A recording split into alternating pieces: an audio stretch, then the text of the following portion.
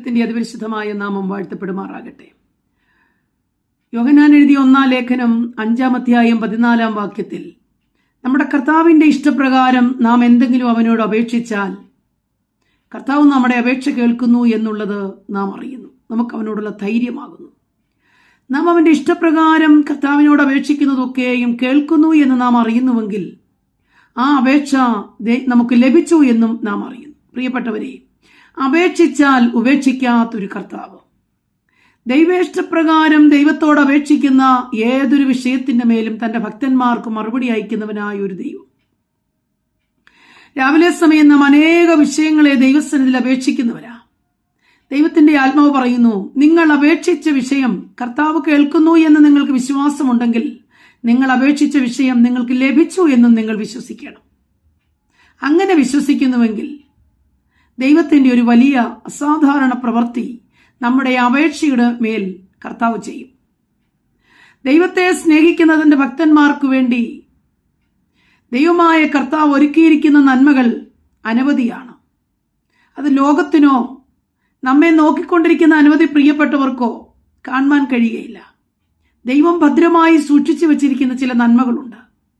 എന്നാൽ പലപ്പോഴും നമ്മൾ അപേക്ഷിക്കുമ്പോൾ നമ്മുടെ അപേക്ഷ കേൾക്കുന്നു എന്ന് നാം വിശ്വസിക്കുകയോ നമുക്ക് ലഭിച്ചു എന്ന് നാം വിശ്വസിക്കുകയോ ചെയ്യുന്നില്ല. അത് മുഖാന്തരമായി ഈ നന്മകൾ നമ്മുടെ കരങ്ങളിൽ എത്തുവാൻ കുറെ കാലതാമസങ്ങൾ എടുക്കുന്നു. പലപ്പോഴും നമ്മൾ പ്രാർത്ഥിക്കുമ്പോൾ നമ്മുടെ അപേക്ഷ കർത്താവ് കേൾക്കുന്നു എന്ന് നാം വിശ്വസിക്കുന്നതിലധികം മറ്റുള്ളവർ നമ്മെക്കുറിച്ച് പറയുന്നതും മറ്റുള്ളവരെന്ത് വിചാരിക്കുമെന്നുള്ളതായ ചിന്താഗതികളൊക്കെയാണ് നമ്മെ ഭരിച്ചുകൊണ്ടിരിക്കുന്നത്.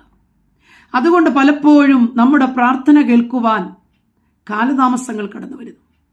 ഇന്ന് രാവിലെ സമയം ദൈവത്തിന്റെ ആത്മാവ് പറയുന്നു, നിങ്ങൾ കർത്താവിന്റെ ഇഷ്ടപ്രകാരം ദൈവത്തോട് അപേക്ഷിക്കുന്നതൊക്കെയും ദൈവം കേൾക്കുന്നു എന്ന് നിങ്ങൾ വിശ്വസിക്കുന്നുവെങ്കിൽ അത് ലഭിച്ചു എന്ന് നിങ്ങൾ അറിയണം.